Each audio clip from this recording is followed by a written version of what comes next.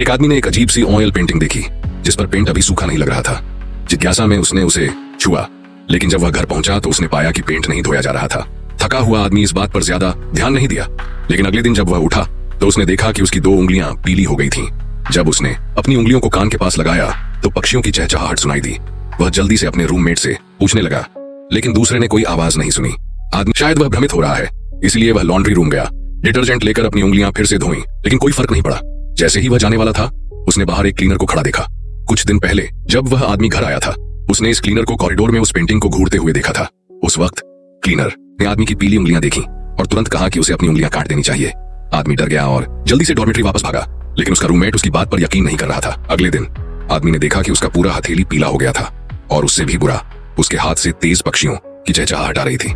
आदमी जल्दी से चाकू लेकर अपना हाथ काटने का मन बनाने लगा, लेकिन फिर भी वह ऐसा करने से डर रहा था। गुस्से में वह कॉरिडोर में गया और क्लीनर से सामना किया। क्लीनर ने बताया कि उसने ये पेंटिंग 20 साल पहले भी देखी थी। उस वक्त भी पेंट सूखा नहीं था। उसने भी आदमी की तरह पेंटिंग को छुआ था और अपनी बहन के चेहरे पर भी पेंट लगा दिया था, लेकिन बाद में पता चला कि पेंट नहीं धोया जा सकता। तब उसने नियम समझा और तुरंत अपनी हथेली काट दी, लेकिन उसकी बहन, जिसका चेहरा पीला हो गया था, आखिरकार गायब हो गई। कुछ दिन पहले ही पेंटिंग फिर से सामने आई और उसने अपनी बहन को पेंटिंग में देखा। आदमी ने पेंटिंग को नष्ट करने की सोची। क्लीनर ने उसे रोकने की कोशिश की, लेकिन गलती से उसका सिर पेंट से सना गया।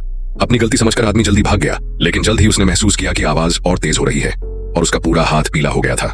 साथ ही उसके आसपास का माहौल भी पेंटिंग जैसा ही हो गया था। अचानक उसने क्लीनर की बहन को देखा। वह उसके पीछे भागा, लेकिन वह गायब हो गई।